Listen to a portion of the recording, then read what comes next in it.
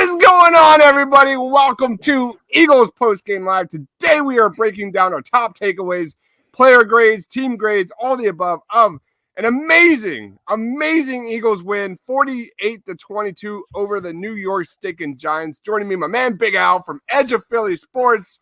What is going on, man? 123 points in the last 3 games. That's all I can say. It's just this team just gets better and better every week. I don't care what you say. Call me a homer. Call me what you want. But this team is just phenomenal. Just rolling. Sorry, I don't see anything stopping them right now. Unless they stop themselves. But we'll talk about down in the future later. But right now, they walloped the Giants. Yeah. Walloped them. There was never a second in this game where the Giants had a chance of it. I'm sorry, there wasn't. It was an absolute demolishing of the New York Giants. Let's get right to this. This was the most points the Giants have given up all season. The third straight game for the Eagles with at least 34 points. This is the biggest fourth quarter. This was the biggest fourth quarter lead by the Eagles versus the Giants on the road since 1971. The most the Eagles have scored against the Giants on the road. Yep. This was the second most points the Eagles have ever scored over the Giants. And you have to go all the way back to 1959 when the Eagles scored 49 points. And this was the first time in team history where you have 3 guys with 10 touchdowns each in Jalen Hurts, A.J. Brown, Miles Sanders. Big Al, we're on path for just an unbelievable season, right? This is just like we're getting to the point where we're going to break record after record as we proceed. Well, they already started that. First NFL quarterback to have back-to-back seasons with 10-plus rushing TDs from Jalen Hurts. A.J. Brown breaks the 1,000-yard marker. Miles Sanders breaks the rushing 1,000-yard marker. Hell, Jake Elliott hits the 600 career point today.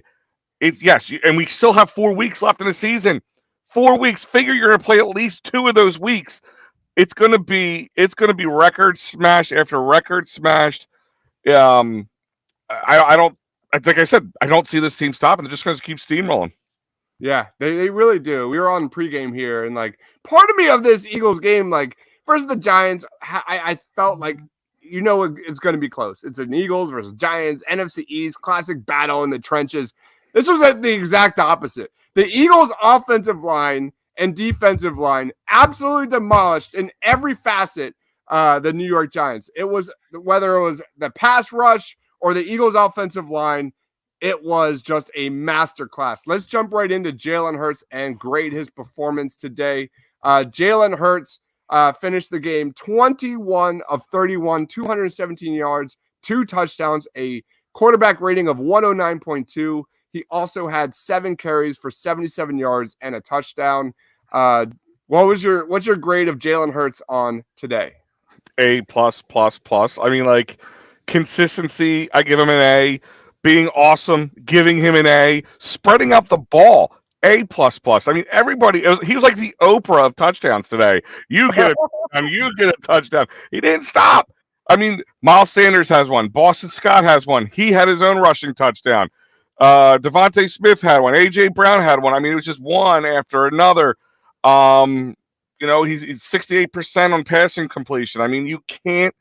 I mean, if you look at it first, like 2 TDs, 217 yards. If you're playing fantasy football, you're maybe not super overwhelmed by that. But in all, looking at the whole picture, he is calm. Cool. They call him Joe Cool out there in Cincinnati. I don't know what nickname. What's cooler than cool? That Jalen Hurts. That man has ice water running through his veins. He is a gamer.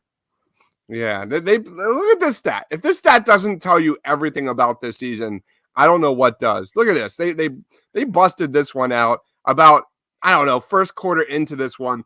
Jalen Hurts stats from the pocket: first in completion percentage, first in touchdown to interception ratio, first in quarterback rating. Just locked in. Locked in is the word I keep coming to when it comes to Jalen Hurts, man.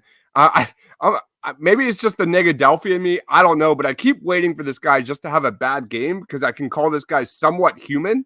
Mm-hmm. But like, He does it, man. He is so locked in into Nick Sirianni and Shane Steichen's offense. It's absolutely absurd. The Eagles, you look at this Eagles offense on first down, and Jalen Hurts is a big component to the Eagles rushing game.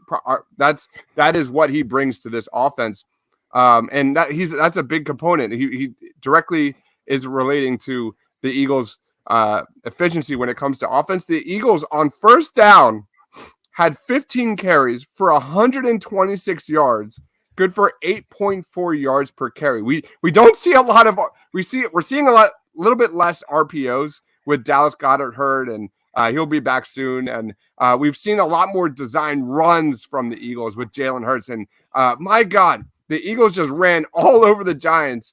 And Hurts, when that guy has his game going with his legs, he's unbeatable. The Giants had absolutely no answer.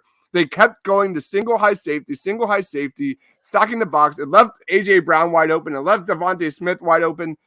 That's the thing. That's the thing about this Eagles offense. And, I don't want to go overboard, Big Al, but like Go ahead. Just jump over. Dive in. There is no defense in the NFL that can stop this offense. That's how elite this team is. The Eagles offense can beat you in any manner they want you. You stack the box, they'll beat you down the field with A.J. Brown or Devontae Smith. There's just they can beat you with a quick strike offense downfield with big plays like we saw today. They can beat you in the second half with a 10-minute drive of just 5-6 yards, 5-6 yards. There's just no stopping this Eagles offense. And Jalen Hurts is a huge piece of that. So I reaction. We've heard the term complete game, complete team, all well-rounded, all around, whatever you want to call it. We complained 4 weeks ago. Oh, this special teams, they could cause this ship to fall, but they haven't. They stepped up big time. Boston Scott with a 66-yard return today. Every time they see something wrong, they fix it somehow. They get to bring somebody in from the outside, or if they just get in somebody's face and say, this has to be better. This team, and if you're looking around the league, Dallas just barely beat Houston in the last seconds. And right now, the Vikings are down, and down with 17 seconds left. Right now, I just don't see a weakness in this team. We had a little bit of a drop off when we lost to Washington, couple close game with Colts, but it seemed like we got ourselves every week. We just keep getting in better and better. So outside of us beating ourselves, this team is it's phenomenal. I mean, I know right now, if anybody who's watching this is going, this bunch of homers here. I don't care if this was the Eagles or not. If you watch these guys all season long, it's disgusting how good they are playing. And we're not used to this. We always hear about, the Patriots on in their dynasty, how the Chiefs, when Patrick Mahomes got there, beating you on all facets of the game. When was the last time the Eagles had all facets running at elite top three and all three levels in the NFL? I mean, I know special teams isn't top three technically, but right now they're playing like it. I couldn't remember. If it happened, I wasn't around for it. Put it that way. Yeah, and that was a big complaint of the Eagles like the last several years. They just never, ever, ever, ever seem to put it all together, and that goes for even this year at points this season. But let's just talk about. By the way, my grade for Hurts is an A+. I mean, he's just sensational.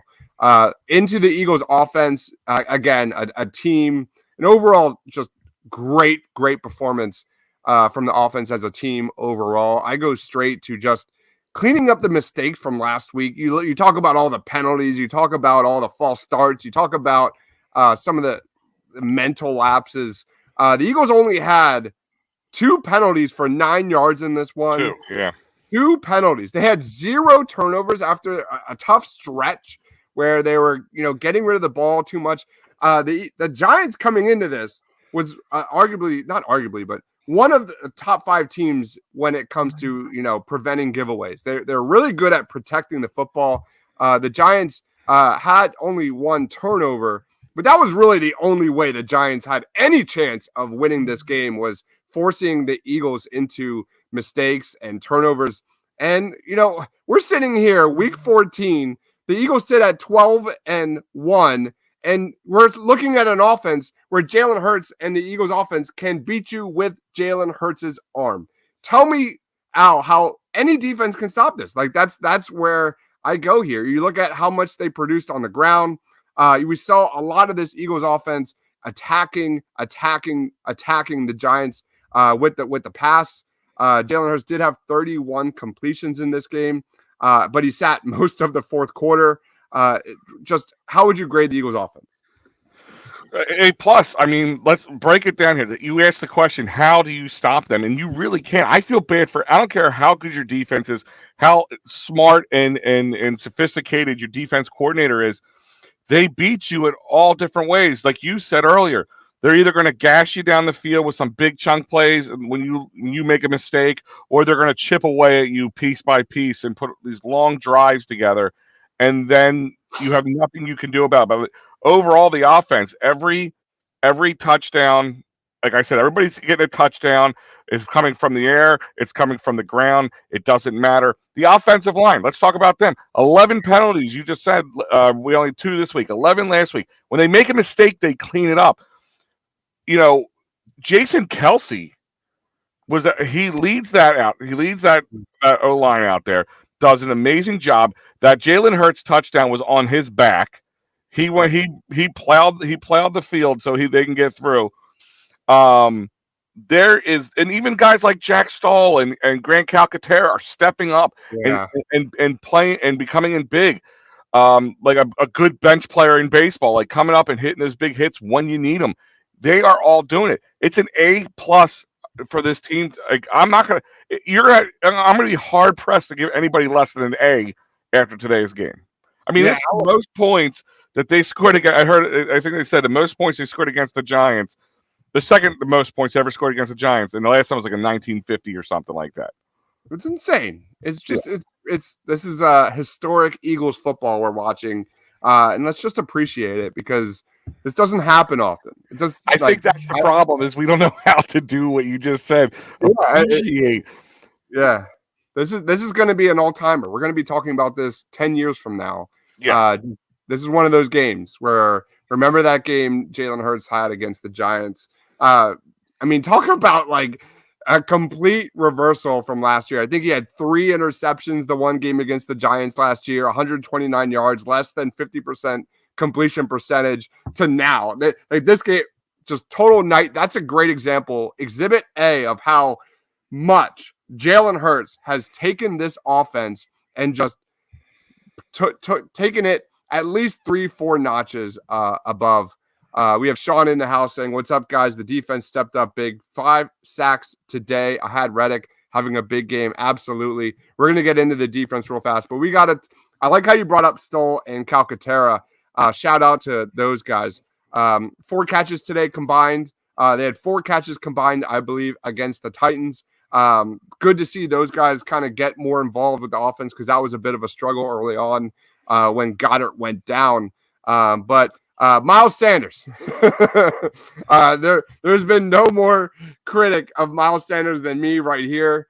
In a contract year, over 1,000 yards now. He had 17 carries in this one for 144 yards, 2 touchdowns, and that massive 40-yard touchdown run at the end of the game. What was your take on Miles Sanders? Kind of like you, I agreed. Like, I didn't know what to expect. I always kept saying, well, probably Miles Sanders won't be here next year. Not saying that this is definite, but he's giving the Eagles a reason to maybe want to sign him for at least a couple of years if possible. But 144 yards, 2 touchdowns, 8.5 yards a carry. I mean, he keeps playing like he's kind of always been an unsung hero. At times, he keeps the game going, even when they're not rushing the ball a lot or running the ball a lot. He's still been their bell cow back and doing a good job of it. One thing I said this team was missing coming into the year was that big back, that bruiser back.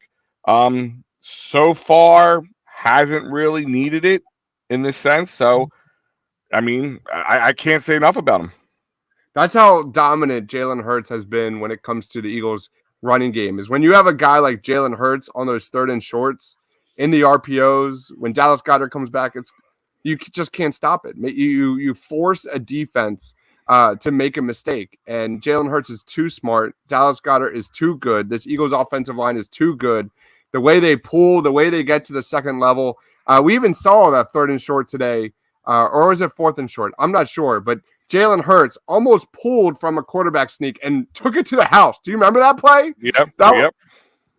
I wish they almost didn't show that, because I wish they would have saved that for a playoff game, because that would have been sensational. But we did see another trickery play on a kind of perceived quarterback sneak where they pitched it to Miles Sanders, who went for like 15 yards.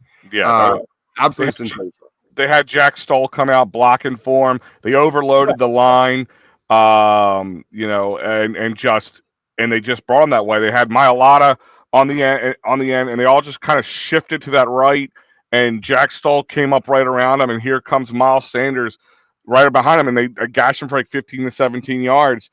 We're sitting here with the Eagles at least in the playoffs, at the very least, if not with the number 1 seed, if everything continues flowing that way. And like I said earlier, this offensive line is one of those key factors. The only thing I'm a little worried about is Lane Johnson leaving with an abdominal injury towards the end of the game. So hopefully that's just a little strain, and he'll be good to go next week.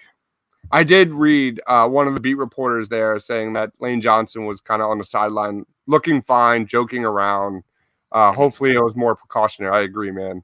All right, here we go. We have Cade in the house saying Eagles forced to finish their food. Thanks for joining, Cade. Please be sure to like, subscribe, all the above. Let's jump right into this Eagles defense, because, oh my God, held the Giants to 22 points. You could probably just cut that in half because that's how good this Eagles defense looked. They held that one muff punt that put them in like 15 yards in the red zone. I don't count that one. That's a tough sell. So there's 7 points right off the bat there. Absolutely. The Eagles held the Giants to 4 of 13 on 3rd down. They held them to 304 total yards. How many rushing? 123 rushing yards. They did really, when it comes to the Eagles defense, it begins and ends with the pass rush. I thought Josh Sweat, Hassan Reddick had just continued to just have an amazing season on the day. They were able to get to Daniel Jones 4 times today. They were just in plays all game long. And that's kind of been the take these last couple of weeks. The Eagles' pressure on 3rd downs when they blitz is so effective, and that showed again today. The Giants really had no answer for the Eagles on 3rd downs, on those 2nd and longs. They didn't really get anything going on 1st downs, and that turned into a lot more longer 2nd downs and 3rd downs. Barkley he was kind of in at the beginning of the game and then taken out for a while for stretches, and then he came back and was heavily involved, and then he was taken out. It's just what was your grade on the Eagles defense today? A+. I mean, break it down. We said we had, I think Sean said 5 sacks on the day, 3 of them from Brandon Graham. The rest of, I guess, maybe it's 6. Is it 6 sacks on the day? Hold on one second. Josh Sweat had 1. Reddick had 1. Milton Williams had 1. Brandon Graham had 3. Yeah, Fletcher Cox, he had 1 too, which, by the way, he should be thanking Reddick for, because Reddick put the pressure on him and let him right into Fletcher Cox's arms. Yeah. Sweat and Reddick were in on so many plays where Daniel Jones had to get rid of the ball out fast and impacted big plays on 3rd down and forced the Giants to punt. Like we said, I think we said last game of the game before when we were talking, Josh Sweat keeps getting better and better, and is going to be that next defensive leader in the locker room. I mean, and another thing is a guy who doesn't get a lot of love all the time, but Marcus Epps, 7 tackles. I mean, 1 assist. I mean, the man, and the other thing we've always kind of complained about, especially as they kind of were going on their roll, that they seem like they lighten up on the aggression. They seem like the tackling was a little laxed, I should say. They are not lax at all. They are hitting and they are hitting hard. Reckless abandonment, whatever you want to call it. There's a couple Giants on there who are still trying to find their certain body parts that fell off on them. You know what I mean? Like the ghost of Christmas past is out there looking for it. But like they're hitting hard, they're playing aggressive, they're having fun. Like you said, you see the guys on the sidelines laughing it up. When you're winning and you're knocking people around, you can do that. Yeah. We talked a lot about Darius Slayton here in this one. He only had 2 catches for 42 yards. Kudos to Darius Slay. He had several pass breakups in this one, I believe. Let me look down. Darius Slay had 2 passes defended in this one. It's just really what it is the Eagles are just banking on keeping fresh legs across this defensive line. When you have your top guy on the defensive line averaging like 25 to 30 snaps a game, these guys are fresh. And what we have seen that have a major impact on a guy like Fletcher Cox. That guy has come on big time these last several weeks. I'm going to look up the game log while I give it to you. But Fletcher Cox, man, had a sack and another tackle for loss today. Well, think about it. We said it all the time. He's old, long in the tooth, whatever terminology you want to use. He doesn't have the gas that he normally would have this late in the season. And like a diesel engine, sometimes it takes him longer to get his feet under him. But is it coincidental that Ndamukong Suh and Linville Joseph come in and he's playing better? No. The 2017 team, one of the biggest things that they put on their shoulders that made them a good team was the depth, the rotation. They did it again. They did it again, bringing 2 vets, savvy vets who know what they're doing, who lets our already currently savvy vets on it, as in Fletcher Cox and Brandon Graham, do what they do. They both have come on. Not that Brandon Graham hasn't been playing great all year long, but they both have really come on since those 2 guys have been added. And Milton Williams is eating now. Josh Sweat is doing his thing. Like everybody's involved. Just like I was saying about the passing game. You get a tackle. I mean, it's really no different. You're getting it from all angles. Like you said, if you're a defensive coordinator, where do you like? We always said, well, the Giants. The key to the Giants game is don't let Darius Slayton go off on a tangent, and don't let Saquon Barkley rack up the points on you. What do you do with the Eagles? Take away Miles Sanders. You still got 3 or 4 weapons to worry about. Take away A.J. Brown. Still got 2 or 3 weapons today. You can't take them all away. This is a well-rounded team who just keeps plowing through this NFL. I don't want to hear about records, by the way. I mean about strength of schedule anymore. I don't want to hear it. Okay, because especially Dallas fans, I know quite a few who sit there and go, "Oh, you guys haven't played anybody." You know what? You guys almost lost. We had a tighter game to Houston. Fine. Call it as it was a short week Thursday. They almost lost to them. The Vikings are doing what Kirk Cousins and the Vikings are doing. It's getting close. They're going to fall apart. They'll probably make the playoffs just based on their record, but they're not going to do any more than that. This is how it goes. But the Eagles have changed the narrative. The Eagles' narrative is they're going to be a good team, and you can hate on. Please keep hating on us. We do better when you think down on us. Everybody, I think not just us, but I think everybody else is waiting for shoes to drop. Yeah. My shoes are tied tight, bro. No shoes are dropping here. I mean, just to wrap up the defense, we already know we've talked about Josh Sweat. We've talked about Hassan Reddick, Javon Hargrave. Those guys are like literally top 5 in every single analytic stat when it comes to pass rush win rate and getting to the quarterback. But you talk about Fletcher Cox, 3 sacks in 3 weeks. You talk about Brandon Graham, 5.5 sacks the last 3 weeks. Oh my God. Like, it's not just those 3 guys. You have Brandon Graham and Fletcher Cox. Like, what this defensive line has been doing these last few weeks has been nothing short of remarkable. I go through the stats this week when this is done. I want to go look through the last 3 weeks. I got all my paperwork from last few weeks. I want to go by and I want to compare percentage of plays plays that they were in compared to before Linville was here and all them in the last 3 weeks. I want to see the difference because I guarantee you there'll be I don't know how major difference, but he said significant enough difference to see the healthiness, the long term, the ability to take a breath and do their thing. Different stuff like that you're seeing from the Eagles, and allowing Fletcher and these older guys to get their breaths and keep playing at a high level late into the season. Mm-hmm. Absolutely. That's it right there. That's the name of the game. We were at a point like end of the second quarter where I was like, at what point do you like start to bench the starters? Like that's how much of anyway, to wrap up. I think the last thing couple of things I want to wrap up on the defense. Avonte Maddox, 7 tackles in this one. I'm really interested to see how many snaps he played in this game after tomorrow when it gets released. But he played a lot more than I expected. I didn't see Jordan Davis a lot in this game. Really curious about where he was here when it comes to snap count. And we had Reed Blankenship go down and Kayvon Wallace looking like absolute hot garbage. Any reaction on those 3 takes? No, I was just thinking about that too. I'm really hoping Reed Blankenship can hold his.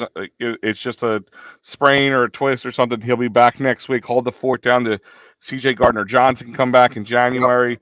Because we have to rely on Kayvon Wallace. We're a little nervous, especially against Dallas. We might be able to. He may be serviceable against Chicago. But any wide receiver worth their salt, he's going to get toasted. Is he like the new Al Harris? We're going to call him toast from here on out. He's terrible, man. He might call him the new Nate Gary because wow. He as soon as he goes in, teams target him. Like that's how bad he is. That's what I think of. Like every time Nate Gary was in there, you knew the quarterback was going right to that tight end or forcing that matchup somehow. And that's how I view Kayvon Wallace. He shouldn't be on this team. I think Reed Blankenship, is not NFL ready yet, but I think he's at least much better, much better option than Kayvon Wallace at this point. Absolutely. There's no doubt about it. I mean, even come by next year, I mean, he's going to be that diamond in the rough that they're going to have. I agree. That's going to be able to fill in when you need him to fill in, give older guys time to take a breath. And that's what you need. That's where you get depth. You need guys you don't have to pay a lot who want to play, like a TJ Edwards or a Marcus Epps kind of player. Like guys are a little unsung, but they play their hearts out. They're kind of they're that dog in that fight.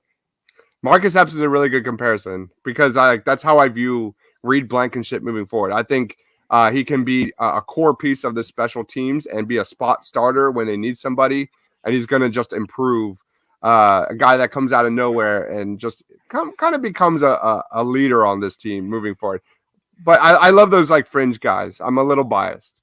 Yeah, I mean, he has good seek and destroy in him. Like he comes out of nowhere and then he can really lay out a hit on some guys who are probably a little bit bigger than him and come all the way from the backfield, 20 yards downfield all the way up and hit a guy up on the line. Like, so he has, like, I'm not sitting there saying like he's going to be like some great NFL superstar one day, but he has those makings where he can have those big time moments when you need him.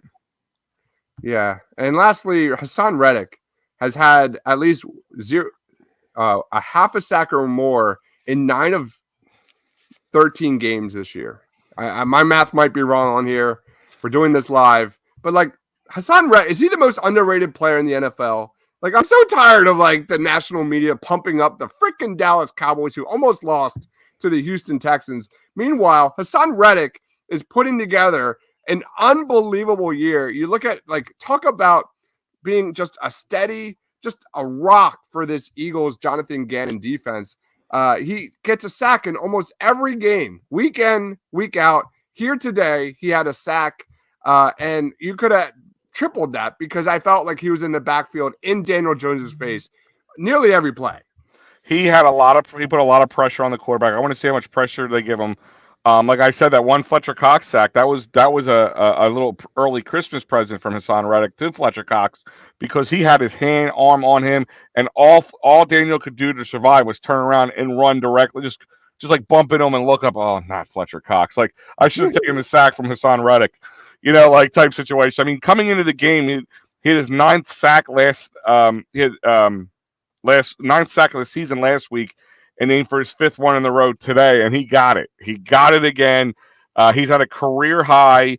And yeah, I think because there's so many dynamic players going into on this team, somebody's always going to get kind of lost in the sauce a little bit here. And but I'm okay with that. I'm okay with that because in the end, when you get the ring on your finger in that cool parade down Broad Street, you're not going to worry about if they called your name out on the national media enough. What a fraud. I hate that Dallas Cowboy thing. All right, let's roll on to special teams today. My goodness, what a difference a couple weeks make. Boston Scott had some moments in this one.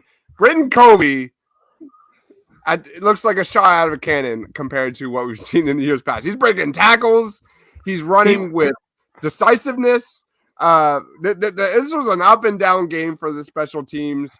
But at the end of the day, I think they had more positives than negatives. What was your grade on the special teams? Well, the one negative was that botched punt. And give Sipos a little love there. I mean, he was close to turning that negative into a positive and getting us a first down.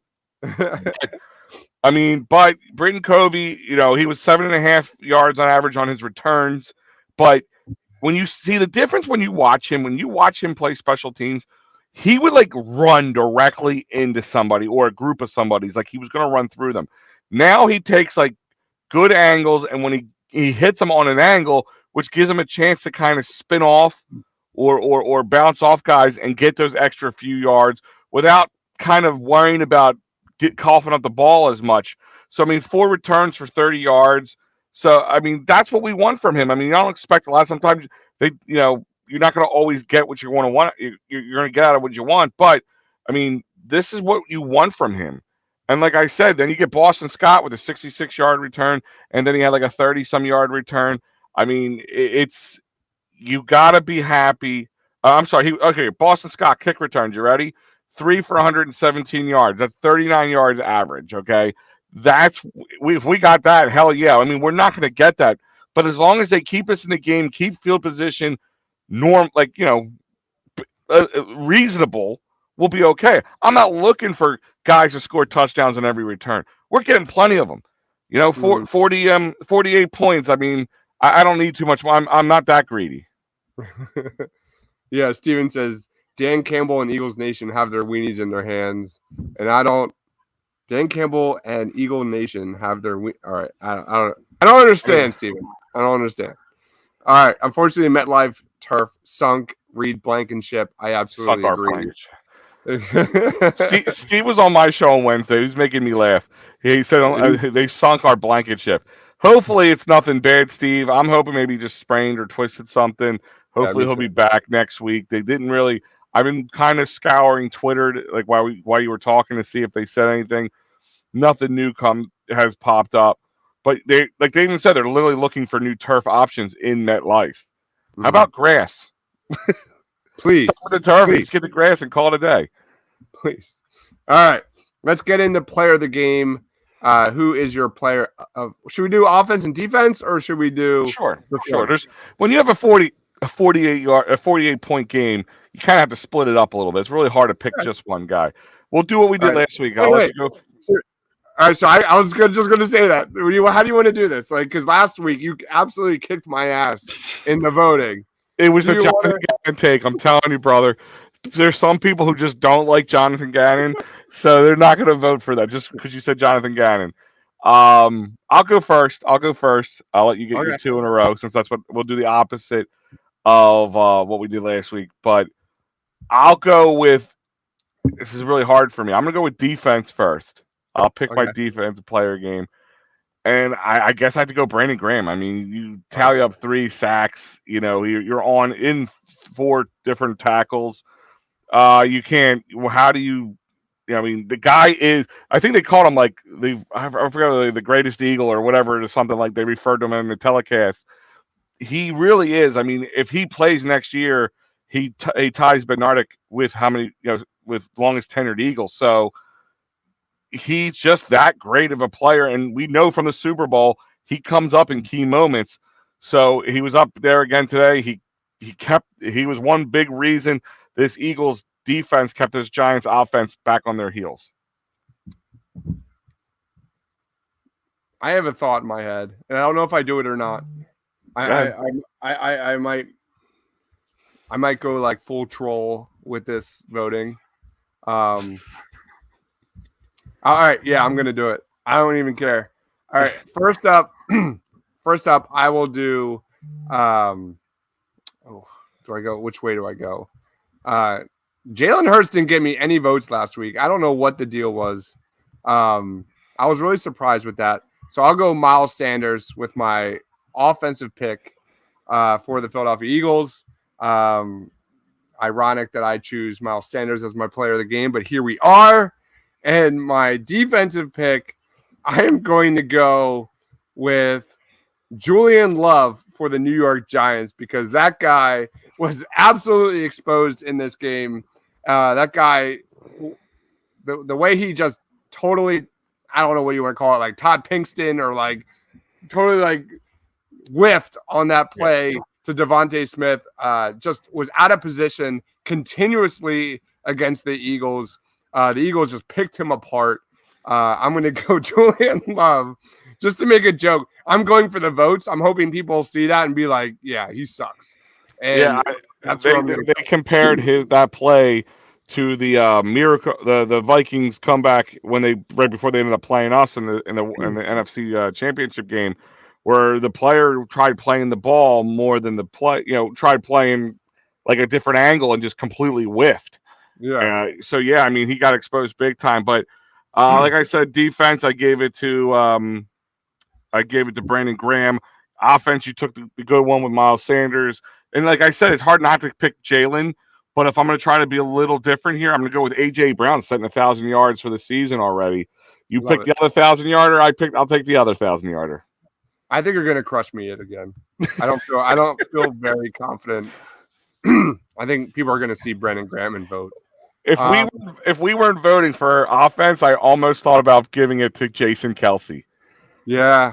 Although, like, I thought I was pretty confident about my picks last week, and I just got nailed. But anyway, we'll see what happens. So make sure you go vote. We'll throw those polls on the Edge of Philly Sports Twitter and YouTube on TPL and TPL Twitter, and let us know your thoughts just for fun. I'll put it in my article that's coming out right after we're done here. I'm almost done. I'll put that right in there so people can vote there too. Absolutely. So it is time to wrap it up. Big Al, plugs, time is yours. Lead us off, man.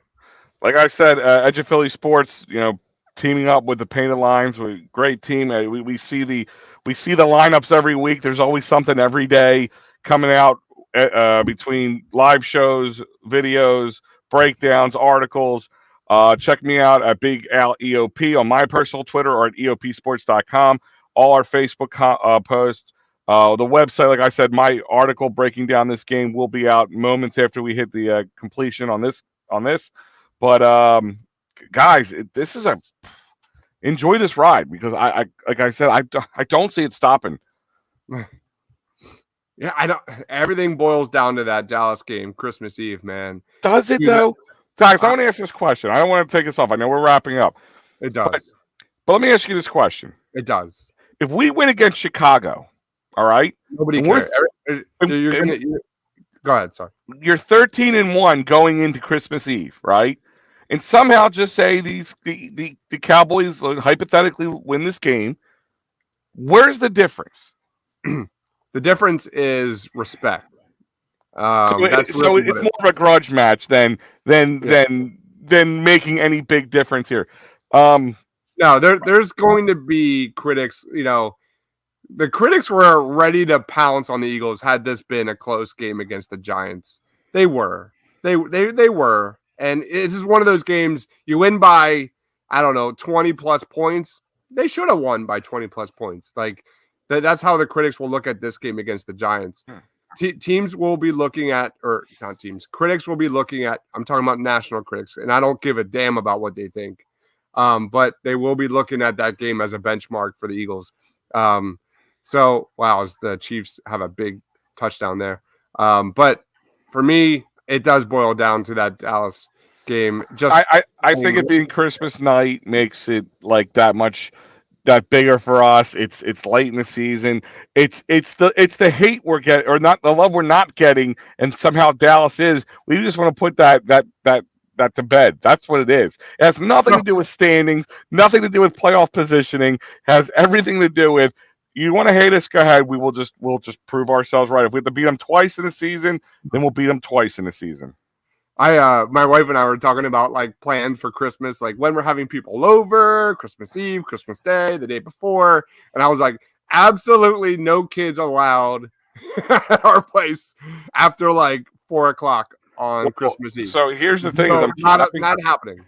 I've been keeping my eye on this. There's a slight chance they flex that game to later. No, I hope not. I hope not. I don't know. I'm not sure how I want to work this. Like, because I'm having Christmas Eve dinner early because of my grandmother being older, Sure. so we couldn't do it. So I'm like, so by 4:30, she'll probably be heading home, so I can sit down and watch the game and yell and scream and curse and drink and eat food. But at the same time, like, it's 8:00 better, because then I can be like, all right, hon, I'm gonna go talk to the boys for a little bit, see how this goes. I don't know. It'll be interesting how this plays out. But like I said, I think everybody like keeps looking at this game, and the point is, if we lose one to Dallas this year, I'm not breaking a sweat over it. Yeah. I actually feel worse if we lose next week to Chicago. I know they're a worse team at that makes sense, but I would feel worse losing to Chicago. Yeah, if you want to see me in rare form, Christmas Eve, there it is. That's going to be something. Keep I kind of want a live stream coming from Christmas Eve. A few sheets to the wind. Oh man, that's by far the biggest drinking holiday for my family and everything. It's going to be wild. Yeah. And the fact that you have an Eagles versus Dallas game is going to be all the better. So just want to say thank you, everyone watching. Please be sure to smash that like button, subscribe wherever you're watching. Edge of Philly Sports, EOPsports.com. Be sure to check them out. Facebook, YouTube, you name it, everywhere you want Philly sports content, the painted lines. Thank you for our commenters today. And we will see you next time. I am dropping my safety rankings right after this show. Fun group.